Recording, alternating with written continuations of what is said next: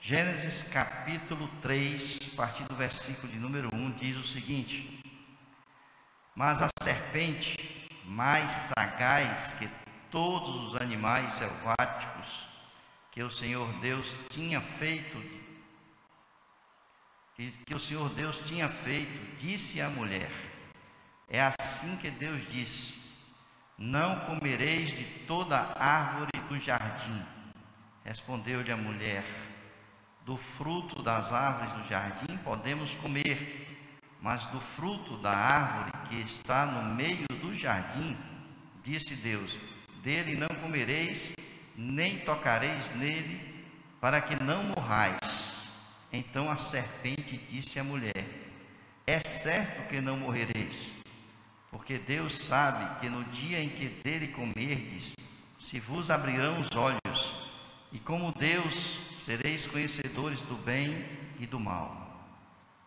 Vendo a mulher que a árvore era boa para se comer, agradável aos olhos, e árvore desejável para dar entendimento, tomou-lhe do fruto, e comeu, e deu também ao marido, e ele comeu. Abriram-se então os olhos de ambos, e percebendo que estavam nus, coseram folhas de figueira, e fizeram cintas para si. Quando ouviram a voz do Senhor Deus, que andava no jardim pela viração do dia, esconderam-se da presença do Senhor Deus, o homem e sua mulher, por entre as árvores do jardim. E chamou o Senhor Deus ao homem e lhe perguntou: Onde estás? Ele respondeu: Ouvi a tua voz no jardim, e porque estava nu, tive medo e me escondi. Perguntou-lhe Deus: Quem te fez saber que estavas nu? Comeste da árvore do que te ordenei que não comesses? Então disse o homem: A mulher que me deste por esposa, ela me deu da árvore e eu comi. Disse o Senhor Deus à mulher: Que é isso que fizeste? Respondeu a mulher: A serpente me enganou e eu comi. Então o Senhor Deus disse à serpente: Visto que isso fizeste, maldita és entre todos os animais domésticos, e o és entre todos os animais selváticos. Rastejarás sobre o teu ventre, e comerás por todos os dias da tua vida. Porém, inimizade entre ti e a mulher, entre a tua descendência e o seu descendente. Este te ferirá a cabeça, e tu lhe ferirás o calcanhar. E a mulher disse: Multiplicarei sobremodo os sofrimentos da tua gravidez. Em meio de dores darás à luz filhos. O teu desejo será para o teu marido, e ele te governará. E a Adão disse: Visto que atendeste à voz da tua mulher, e comeste da árvore que eu te ordenara não comesses, maldita é a terra por tua causa. Em fadigas obterás dela o sustento durante os dias da tua vida. Ela produzirá também cardos e abrolhos, e tu comerás a erva do campo. No suor do rosto comerás o teu pão, até que tornes a terra, pois dela foste formado, porque tu és pó, e ao pó tornarás. E deu o homem o nome de Eva à sua mulher, por ser a mãe de todos os seres humanos. Fez o Senhor Deus vestimenta de peles para Adão e sua mulher, e os vestiu. Então disse o Senhor Deus: Eis que o homem se tornou como um de nós, conhecedor do bem e do mal, assim que não estenda a mão e se torne também e tome também da árvore da vida, e coma e viva eternamente. O Senhor Deus, por isso, o lançou fora do jardim do Éden, a fim de lavrar a terra de que fora tomado. E expulsou o homem, colocou querubins ao oriente do jardim do Éden, e ao refugir de uma espada que se revolvia para guardar o caminho da árvore da vida. Amém, queridos? Que texto, né? Texto bom da gente pensar um pouco quando a gente fala em família. Eu estou querendo, hoje nós estamos encerrando, na verdade, né, o mês da família, e nada como encerrar o mês da família pensando na família original, na primeira família, aquela família que foi criada por Deus, né? Deus criou o homem, depois criou a mulher da costela do homem e uniu o homem à mulher, tornando-os uma só carne, não foi isso? A gente vê que Deus, ele disse que deixa pai e mãe, une o homem à sua mulher, e aí então se tornam uma só carne, portanto formam ali a família, né, com a união entre este homem e esta mulher. Mas, queridos, nós queremos pensar um pouco sobre essa família original, porque ela é a base do nosso entendimento para nós procurarmos viver em família de uma forma saudável, de uma forma harmônica, de buscar ser feliz. Eu acho que é isso que todas as pessoas buscam na sua vida, é viver feliz em família. É por isso que todos nós queremos nos casar, né?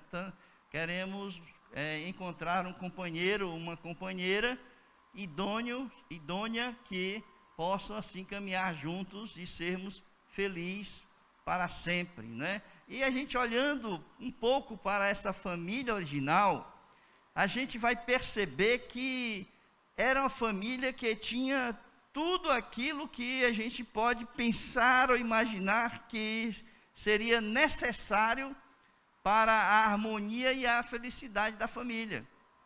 Percebam, não havia estresse naquele ambiente onde Adão e Eva moravam. Estavam ali, tinha tudo para comer, era só esticar a mão, pegar o fruto das árvores, né, e ali comer. Não tinha que se estressar, não tinha que pegar trânsito, não tinha que ter aqueles trabalhos árduos que se estressam, né? Ali era uma vida tranquila, uma vida de paz, né? Uma vida onde eles tinham não só o que comer, na hora que queriam comer, mas tinham também o alimento espiritual todos os dias que era dado pelo próprio Deus. Agora imaginem que ali, naquele ambiente, eles viviam em paz, não tinha ninguém para perturbar a vida deles, né? Não tinha ladrão, né? Não tinha pessoas que poderiam incomodar aquele lá. Eles viviam só para eles, um para o outro, e viviam também para Deus. Ou seja, se a gente fizer um checklist, a gente poderia dizer assim: a primeira família, que deveria ser modelo para todos nós, dos tempos de hoje, é a família ideal, porque elas tinham todos os itens que nós precisamos para a nossa felicidade. E eu fico perguntando, irmãos, muitas vezes, quais são os critérios que você imagina para para ter uma família feliz, né?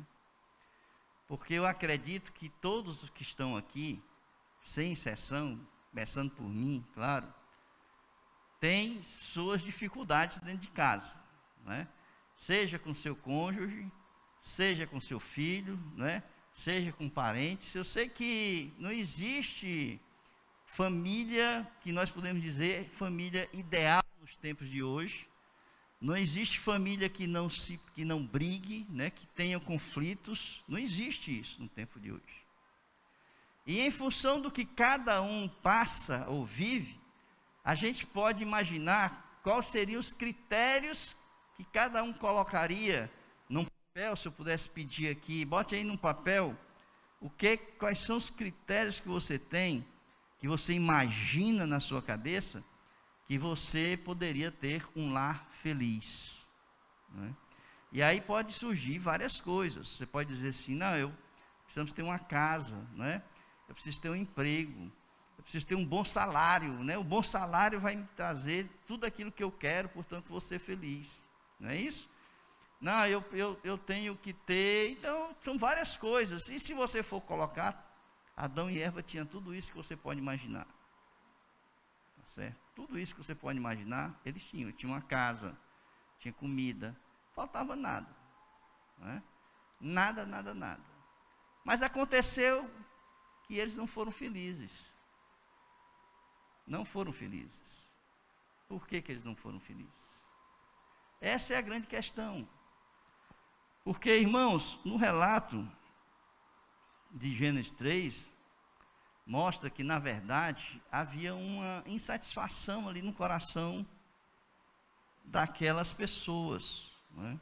A insatisfação, normalmente, ela acontece quando a gente compara alguma coisa que a gente não tem e a gente quer ter. E a gente começa a se tornar insatisfeito com o que tem, porque a gente quer mais do que tem. Não é? Então a gente percebe ali no Jardim do Éden que eles tinham tudo menos uma coisa. E qual era essa coisa? Aquilo que o diabo foi mostrar para Adão e Eva. Foi mostrar que eles não tinham liberdade de viver, de escolher aquilo que eles queriam viver e de escolher aquilo que eles queriam viver. Ele foi lá e mostrou primeiro para Eva. Eva comeu do fruto. Depois deu o fruto para Adão, né? E eles ali comeram na expectativa de satisfazer a sua insatisfação, né? Aquilo que no seu coração achavam que eles precisavam, mais do que já tinham. E eles então caíram no erro da falsa liberdade que todos nós muitas vezes caímos, não é? Da falsa liberdade. E a escolha que eles fizeram destruiu, né, tudo aquilo que você pode pensar em uma família, né, que precisava buscar a sua felicidade. Perdeu tudo, perdeu a harmonia, perdeu a paz, perdeu tudo que você possa imaginar. Veja bem, a primeira coisa que a gente percebe é que houve conflito entre marido e mulher. Não é? Adão chegou e disse assim: não, o culpado é Eva. Não é? Foi Eva que me deu o fruto. Então ele já começou a colocar a culpa daquilo que estava acontecendo na mulher. O conflito começou a acontecer dentro de casa entre o marido e a mulher. Tá certo? Depois, vejam que logo no capítulo seguinte, que é o capítulo 4 de Gênesis, a gente vai perceber que no lar de Adão e Eva, os filhos não se davam bem. Vocês já pensaram nisso? Os filhos não se davam bem. Caim, em vez de elogiar o culto que foi aceito, né, de Abel para Deus, ele foi com inveja, com ciúme do filho, do irmão, e ele acabou matando o irmão.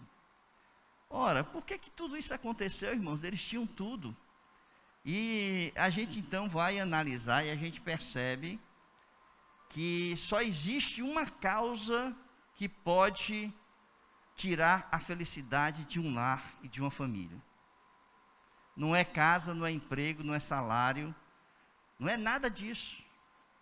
Só existe uma causa que traz infelicidade na família, e essa causa se chama pecado. Quando o pecado começa a entrar dentro de casa, as coisas começam a dar errado na vida das pessoas que fazem parte daquela família. Todas as coisas de ruim que pode acontecer dentro da sua casa, dentro do seu lar, no meio da sua família, é consequência de uma única coisa. E qual é essa coisa? Pecado. Quando o pecado começa a entrar, e é isso que a gente percebe, quando a gente olha para Adão e Eva, as coisas começaram a arruinar na vida, na casa, no lar, na família de Adão e Eva, elas começaram a arruinar porque entrou o pecado na família.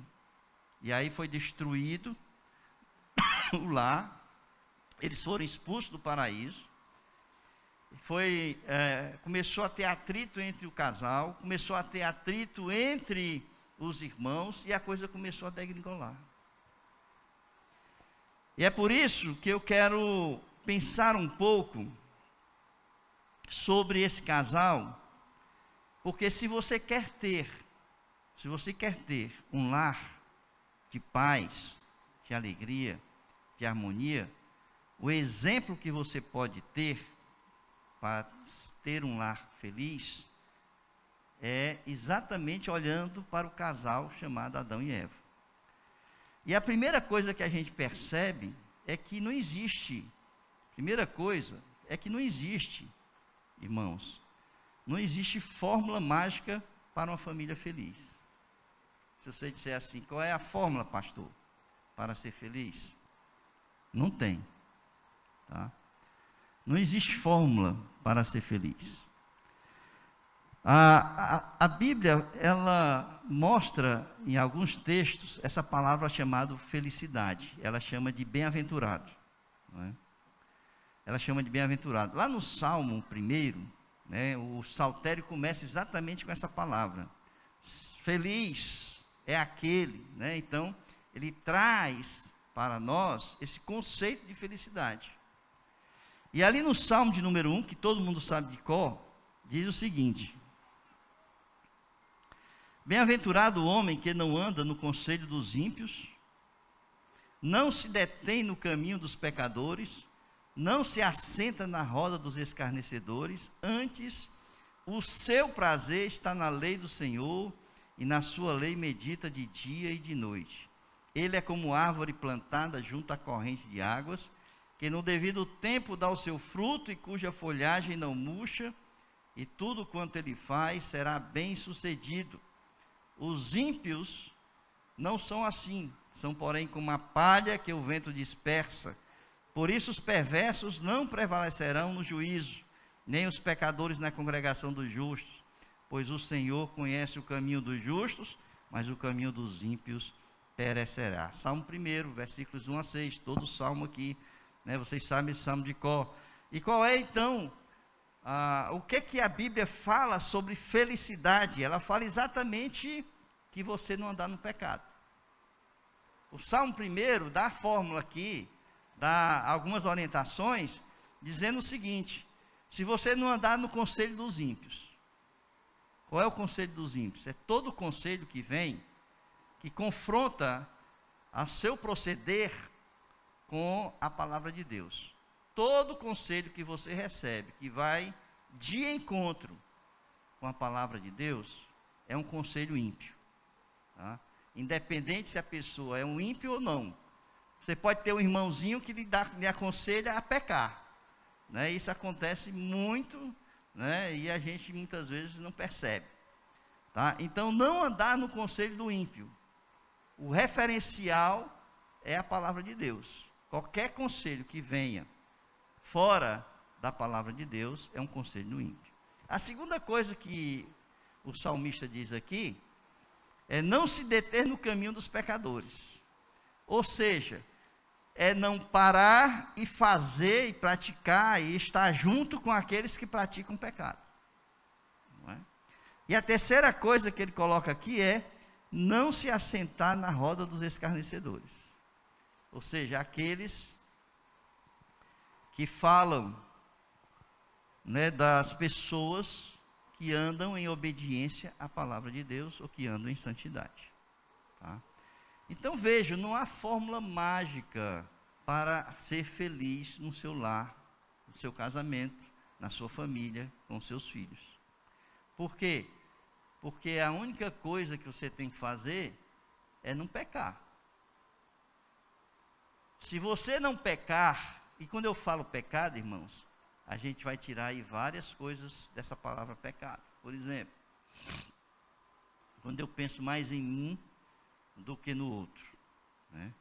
O egoísmo é pecado, tá certo? Porque a lei de Deus, ela é altruísta, ela não é egoísta, tá certo? Quando eu penso qualquer coisa que pode afetar o meu ser, eu estou sendo egoísta e não altruísta, não é?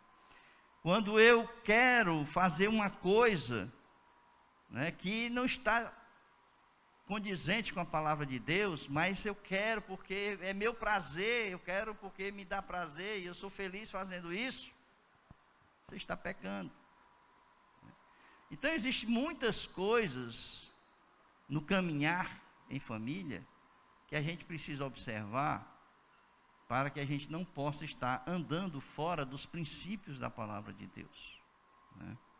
Por isso é que a primeira coisa que a gente precisa entender, olhando para essa primeira família, é que se você permitir que o pecado entre na sua casa, você está começando a fazer com que o seu lar venha a ser desmoronado, né? Venha a cair, venha a ruir, tá certo? Então a primeira coisa é você evitar o pecado.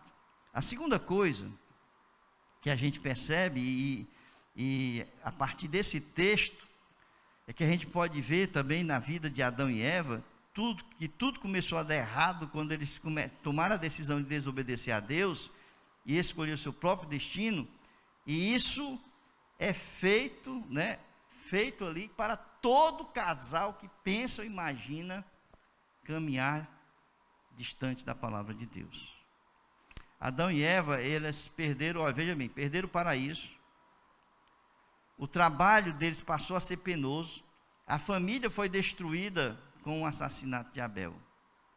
Por isso é que a palavra-chave de um casamento se chama santidade. Essa é a palavra-chave. Vocês sabem que a única coisa que a Bíblia permite a separação de um casal se chama pecado. Não é? Por causa do pecado. Não é? Mas, e por isso é que se há santidade na família, não há como você buscar ou entender separação de casais, não é? Vejam, pessoas que estão brigando entre si não é razão de separação, não é? Se há briga, é porque isso aí é obra da carne, e obra da carne não é do espírito, portanto é pecado, não é? Todo conflito de família é obra da carne, tá certo? Não vem do espírito, é pecado, tá certo? Todo comportamento que pode trazer consequências emocionais de um para o outro, a Bíblia coloca como resposta para a solução desses atos, o perdão, para que possam andar em santidade e possam andar em harmonia, né? Então vejam, a palavra-chave, tá certo? Para uma família é santidade. Santidade é a palavra-chave. E o padrão de santidade, ela não está no que pensamos, mas na nossa visão de Deus, né? Quando a gente olha para Deus, a gente percebe qual é o padrão que a gente tem que ser. Porque a Bíblia diz o seguinte: sede santo como Deus é santo. Ele não diz assim, sede santo como o pastor Roraima é santo, né? É isso que a Bíblia diz? Não, né? Então qual é o padrão de santidade? Ah, pastor, mas é Deus. É o padrão que a Bíblia coloca, tá certo? Sede santo, porque Deus é santo, né? 1 Pedro 1,16, sede santos, porque eu sou santo, diz o Senhor, não é isso? O pecado, irmãos, então conduz a família a agir conforme seus próprios instintos e interesses em detrimento dos outros membros da família, não é? Eva não consultou Adão, olha aqui, ó. Eva não consultou Adão antes de comer o fruto. Primeiro ela comeu e depois ela levou para Adão. Vocês já perceberam isso? Se ela era a companheira idônea, a coisa que ela tinha que fazer era o quê? Levar para ele e perguntar, vamos comer ou não vamos? Não, ela comeu, o interesse foi dela primeiro, né? Ela comeu e depois levou para Adão e disse assim, agora come. Depois vejam, Adão joga a culpa do seu pecado sobre Eva, tirando de sobre si a responsabilidade da sua decisão em comer do fruto. Qual era a responsabilidade de Adão, irmãos? Vocês sabem por que Eva pecou? A Bíblia diz que Eva foi enganada. Eu já vi muitos questionamentos, dizer assim, pastor, Mas como é que uma pessoa perfeitamente santa peca? Essa é a pergunta, porque Deus criou Adão e Eva santo, perfeitamente santo. E como é que o pecado, e como é que pecaram? Exatamente porque eles eram perfeitamente santos. Quem é perfeitamente santo é facilmente enganado, não é? Por isso que Eva foi enganada. E Eva precisava ser cuidada para que ela não fosse enganada. E Adão não cumpriu com seu papel e com a sua responsabilidade de cuidar de Eva naquele momento em que o diabo estava tentando, né, e falando de coisas que enganaram Eva. As pessoas que são santas, elas não têm malícia no coração. E por isso é que facilmente elas são enganadas. E aconteceu exatamente isso porque Adão, mesmo estando próximo de Eva, não cumpriu com seu papel, né? E permitiu que Eva comesse do fruto, tá certo?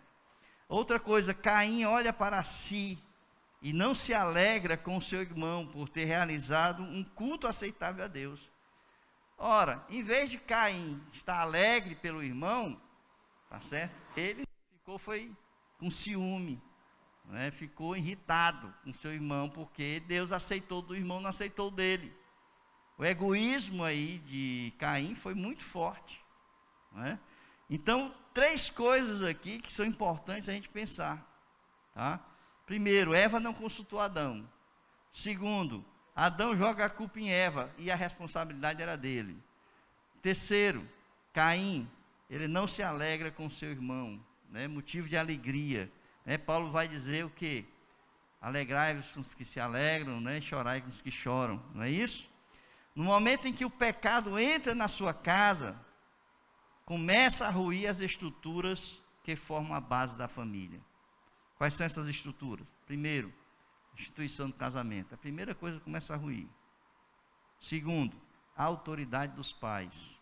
Filho que não respeita pai, né? Terceiro, filho que não cumpre com o seu papel. A Bíblia diz que cabe ao filho honrar pai e mãe para que seus dias se prolonguem sobre a face da terra. Esse é o papel do filho, tá? Então, começa a ruir a instituição do casamento, que é criado por Deus, né? Eu já ouvi, irmãos, alguém me disse o seguinte, que tinha um pastor que estava pregando, que o que importa é o casamento no cartório civil. Esse casamento religioso não vale nada. Eu quero dizer uma coisa para você, tá? Quando Deus uniu o homem e a mulher, não tinha cartório não naquela época, certo? Não tinha cartório naquela época. Existe uma ordem na Bíblia que a gente tem que respeitar. Primeiro Deus, depois a família, e depois da família a igreja, né? Porque a igreja vem depois da família. A nossa primeira igreja é a nossa família. Então Deus primeiro, Ele criou Adão e Eva, portanto instituiu a família. Depois de Deus é a família, e depois da família a igreja. Quem instituiu a família foi Deus, e quando Ele instituiu, não tinha cartório, tá certo? Não tinha separação, não tinha nada disso. Então o que vale é a união que Deus faz entre o homem e a mulher, não é do cartório não, o cartório vem depois, tá certo? Cartório é coisa de homem, e é por isso que Jesus disse, aquele a quem Deus uniu, não separe o quê? O homem, não é isso? Então, não caiam nessas conversas de pessoas falando besteira por aí não, tá? Tem gente falando besteira por aí, o que vale é o que Deus uniu. E a palavra uniu, eu já falei aqui, em uma mensagem que eu preguei aqui na igreja, é colar. Aquela palavra é colar. Agora passa uma cola, tá certo? No papel e você vai ver o que é que significa ali, o que a palavra de Deus estava dizendo. O segredo é andar sempre com Deus para não se deixar envolver pelas artimanhas e ciladas do inimigo, certo? Nem se deixar envolver com as coisas do mundo. E como é que se anda com Deus? Aí é que está, né? O segredo é andar com Deus. Se você anda consigo mesmo, você não anda com Deus. Andar consigo mesmo é andar conforme o seu pensamento, as suas ideias, os seus conceitos, os seus desejos, as suas vontades, é andar com você. Andar com Deus é andar segundo a vontade de Deus, os desejos de Deus, o propósito de Deus, aquilo que Deus quer para cada um de nós, que é aquilo que está na palavra dele. Tá? Então, se você anda com Deus, você vai evitar todos os problemas que você pode imaginar na sua vida. O segredo, portanto, é andar sempre com Deus, para não se deixar envolver pelas artimanhas e ciladas do inimigo, nem se deixar envolver com as coisas do mundo. Depois que a gente percebe dessa família, né, segundo esse texto aqui, Gênesis capítulo 3, é que a palavra de Deus é para o benefício da família. Uma das coisas mais importantes que vocês têm que cultivar no lar de vocês é o estudo da palavra. Porque a palavra de Deus é para o benefício, é para o bem, né? É para a saúde espiritual e emocional da família. E isso nos leva a pensar que só existe um caminho para se andar com Deus. Qual é? A obediência à palavra. E para ser obediente à palavra, precisa conhecê-lo. Sempre, irmãos, existirá duas opções na sua vida. Sempre existirá. Né? Ou seja, ou você é obediente à palavra de Deus, ou você não é obediente à palavra de Deus. Sempre terá essa. Sempre terá duas opções para que a pessoa decida, né? O lado, e a sua decisão sempre será pelo lado do seu coração, sempre. A palavra de Deus diz o seguinte: onde está o teu tesouro, aí está o quê? O teu coração. As nossas escolhas, as nossas decisões sempre serão baseadas naquilo que nós temos no nosso coração. Porque é lá que está o nosso tesouro. Se o nosso tesouro é Deus, as nossas opções sempre serão ao lado de Deus.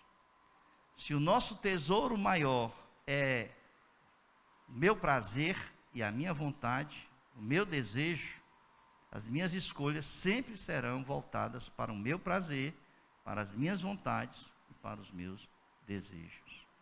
Portanto, né, a palavra de Deus, ela está aí, diante de nós, e a nossa escolha vai depender daquilo que você tem no seu coração. O que é a palavra de Deus para vocês? Tem pessoas que não valorizam muito isso aqui, né? Não valorizam muito isso aqui. A palavra de Deus, irmãos, para uns, é a sua única regra de fé e prática. Esse é um princípio básico cristão de todos nós. A palavra de Deus, a Bíblia, é a nossa única regra de fé e prática. Não existe outra regra de fé e prática. A palavra de Deus, para uns, também é a verdade. Se é a verdade, significa dizer que tudo que aqui está é bom para nós, não é? Mas existem pessoas que dizem que isso aqui é palavra de homens, que não vale nada, né? Que pega e joga fora, que não respeitam, que não obedecem, que não levam em consideração, não é isso? E aí fazem as escolhas baseadas nos seus próprios conceitos, não é isso? E, entre aspas, sabedorias que eles possam conhecer de outras ideologias da vida, não é? O Salmo número 119, versículo número 105, quem é que sabe? Decorado. Muito bem. Queria ter uma ovelha assim. Lâmpada para os meus pés é o quê? A tua palavra. E luz para o quê?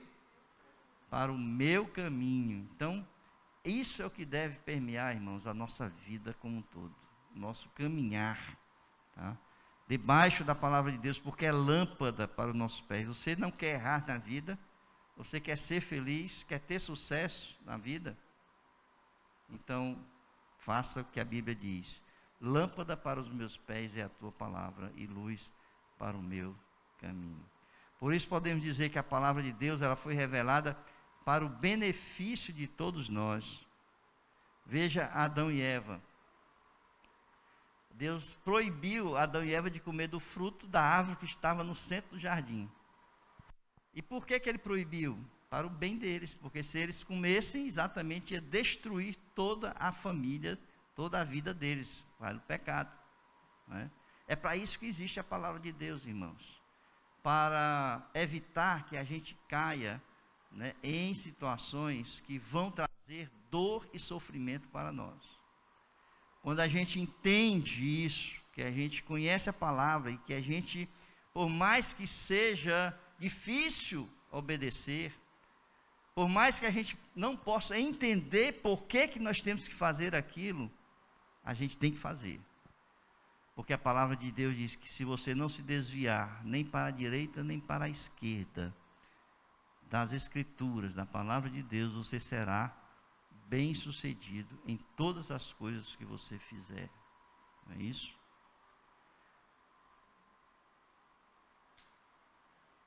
Então, se você quer ser feliz, se você quer ter sucesso na vida, se você quer ter uma família cheia de paz, de amor, a única coisa que você tem que fazer é ser obediente à palavra e evitar que o pecado entre no seu lar, na sua casa, para que haja felicidade no lar de vocês. Então é só observar a vida de Adão e Eva com Deus, né? E a vida de Adão e Eva sem Deus. E o que vocês acham melhor? Né? Comparando a vida de Adão e Eva com Deus ou a vida de Adão e Eva sem Deus? Logicamente que vocês vão dizer que é a vida de Adão e Eva com Deus, não é? Por quê? Porque lá eles tinham tudo, inclusive a presença de Deus. No momento que pecaram, né, ali foi a vida deles sem Deus, né? Depois a gente precisa entender que muitas vezes a gente é desobediente à palavra porque a gente quer ter liberdade de escolha e acha que a palavra de Deus é uma prisão, não é?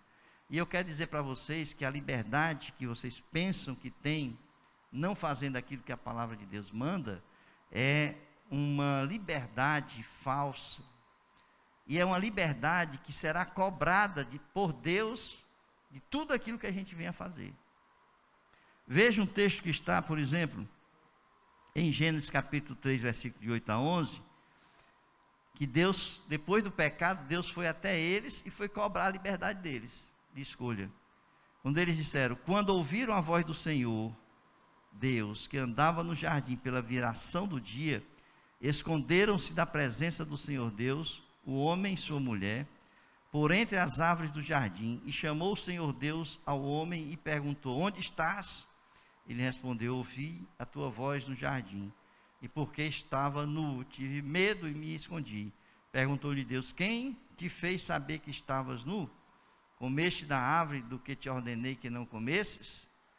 Por isso é que eu estou dizendo aqui, Deus foi cobrar, né, essa liberdade que eles resolveram ter.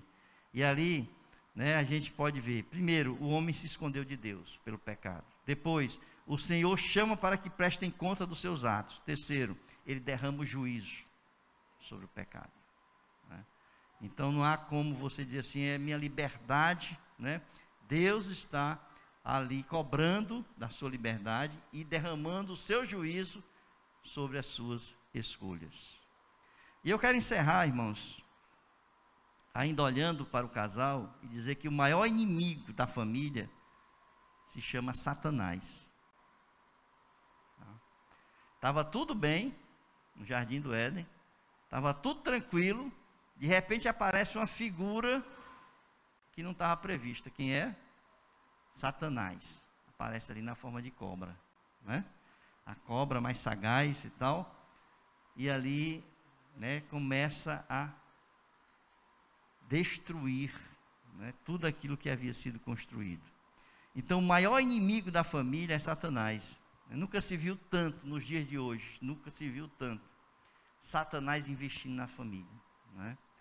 A gente vê a forma como está a questão moral degradada das famílias, homem com homem, mulher com mulher, não é? O casamento não tem mais valor nenhum, é um pedaço de papel que você pega, rasga, joga fora, né? Você casa com um, casa com outro, com outro, com outro, com outro, não tem mais valor nenhum, é porque Deus não tem valor na vida dessas pessoas, né?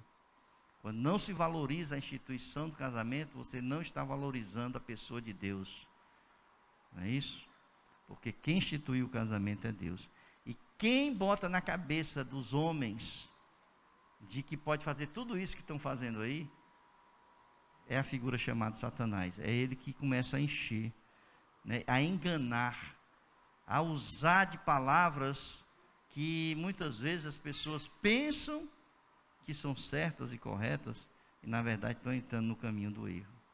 No Éden foi assim, né? Ele foi no jardim do Éden, tentou Eva, e ele foi até o Senhor depois cobrar de Jó, a família de Jó. Então ele é ousado, ele vai na sua casa, né, e vai lá, ó, colocar minhoca na cabeça de todo mundo lá, para fazer, né, a destruição do lar de vocês.